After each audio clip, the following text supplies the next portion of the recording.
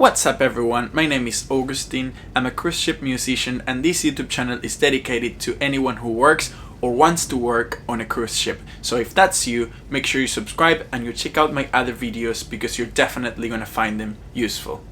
So as I said, I work as a cruise ship musician. We are right now in my cabin, and if you want to see my cabin, I actually made a video where I gave you a little tour. So if you want to check it out, I'm going to leave the link in the description or probably somewhere there. But today's video is all about safety, which is a very important thing when you work at sea. I think the title for this video is going to be something like what happens if there's an emergency on a cruise ship. So what happens if there's an emergency on a cruise ship? Well, it depends on what kind of emergency we're dealing with. There are several things that can happen on a cruise ship that you might call an emergency. A very important one is fire. So fire is already a bad thing on land. Of course, nobody wants a fire, right? However, if your house is on fire, most of the times you can just step out of your house and that's it, you're safe. Too bad your house burned, but at least you don't die. Most of the times, I mean. But when you're at sea, if your ship is on fire, then where are you gonna go? You know, it's a lot worse. And that's why it's treated so seriously. Another potential emergency could be something called Code Victoria. I think on the American ships they call it something else, but I can't remember. But on the British ships they call it Code Victoria, which means there's a flood. So maybe the ship hit something and there's water coming in, which means we're absolutely Another emergency could be if somebody goes overboard. That's called man overboard. You know, that can happen. It's not very likely, but it can happen. And if that happens and you see it, either your crew or a passenger, you need to shout man overboard followed by the side of the ship. So if you're on the left side, that's called the port side. And if you're on the right side, that's called the starboard side. And a good way to remember is left has 4 letters and port has 4 letters as well. So you always know that left is port. Anyway, so you shout that, hopefully somebody would hear you. And don't lose track of the person who went overboard because you can lose them very easily. I mean, if it's during the day, they might still have a chance. If it's at night, they don't have it so easy, to be honest, because you can't see anything. And also the water's gonna be really, really cold. So yeah, it won't be very easy to find them. But hopefully if you shout man overboard, somebody would hear you and they would come and rescue this person. They would lower the boats and save them. There's also life rings that you can potentially throw them to help them. Now, for fire and for Code Victoria, those are, of course, very serious emergencies. And if one of these things happen, the person who first noticed the incident, either passenger or crew, should ring the bridge. There's an emergency number for the bridge, which is where all the officers are and where they drive the ship, and tell them about the emergency. So then they would call the assessment team, and that's a group of people that would head to the place and assess the situation. So they would see what's actually happening. So in case of an emergency, that's the first announcement you're gonna hear. You're gonna hear assessment team, go to this place. You know, they would say, I don't know, deck 7, starboard side, forward. So they would head there and assess the situation. And then if it's really something serious, then they would call the crew alert. So the crew alert is just like one long blast on the ship's PA system. It's like beep, and it's pretty loud. And they would also say crew alert, crew alert, crew alert. That's also followed by the word for exercise. But if on a real emergency, of course, they wouldn't say it's for exercise because it would be the real thing, right? And that means that all the crew members, not the passengers, all the crew members have to get their life jackets. So if they're not in their cabins, they need to return to their cabins unless it's in one of the affected areas. So let's say the fire is right in your corridor. Obviously, you're not gonna go to your cabin. But otherwise, you go to your cabin, you get your life jacket, you get warm clothing, like no shorts or anything like that. You should have a jumper on you. And any medications you might need. You can also take water just in case. And then you head to your emergency station or muster station. That doesn't necessarily mean that they would be abandoning the ship, but it's just in case. Because if they need to call all the passengers to their emergency stations, it's important that the crew are already there to guide them, to keep them calm and safe, and to tell them where to go and what to do and what not to do. Because of course the passengers would panic, and it's important that there's people there to help them.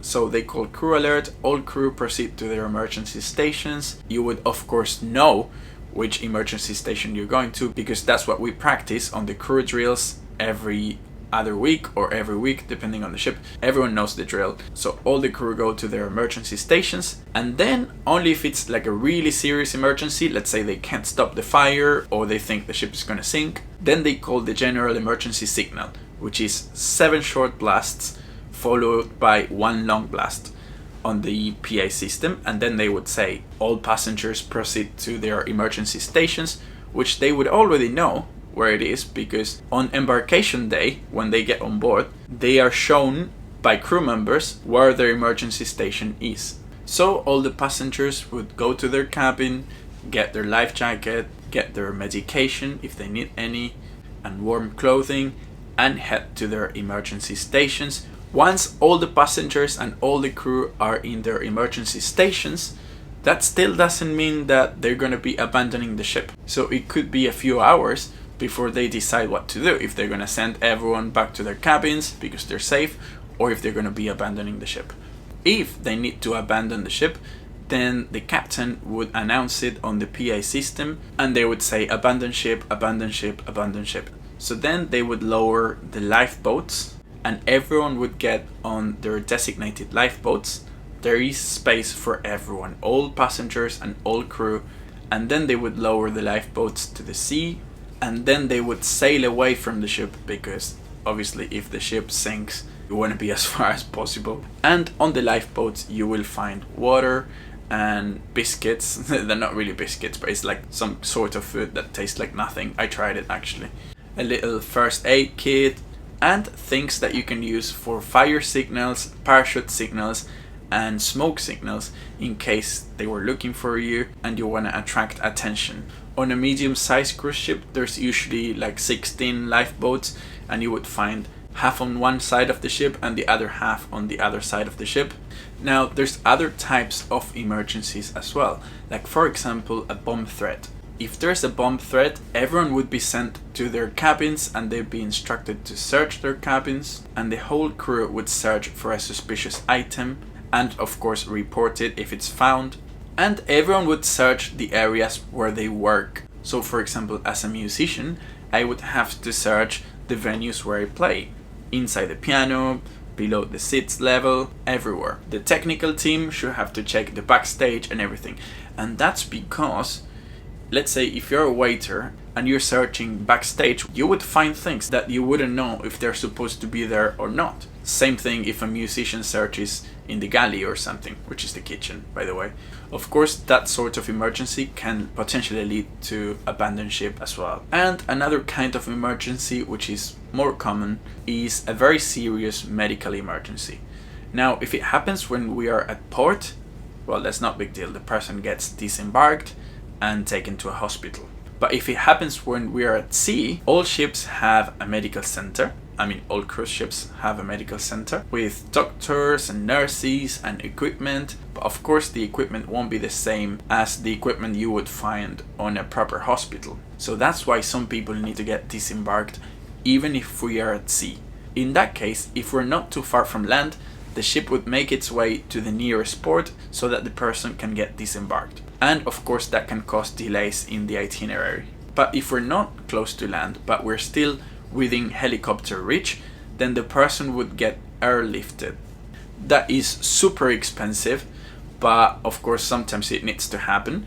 And not all the crew, but many people in the crew would get involved in that, because basically they instruct all the passengers and crew to stay inside, so they can't go into any of the open decks. And there's crew members on every door stopping people to go out. They also lower a lifeboat or two just in case the helicopter crashed, which is very unlikely, but just in case it crashed and people needed to be rescued. So yeah, it's a whole procedure, and they do drills as well, but of course only for people who are involved in that sort of emergency. So that's pretty much it for now. Thank you very much for watching until the end. If you like this video, please give it a thumbs up. You can also follow me on Instagram or Facebook, There is a PayPal link for donations. Of course, every donation will be absolutely appreciated. And the most important thing is, if you like this video, please make sure you subscribe to my YouTube channel and you check out my other videos because they're all about working on cruise ships, so you're definitely going to find them useful. Thank you very much. See you next time. Bye.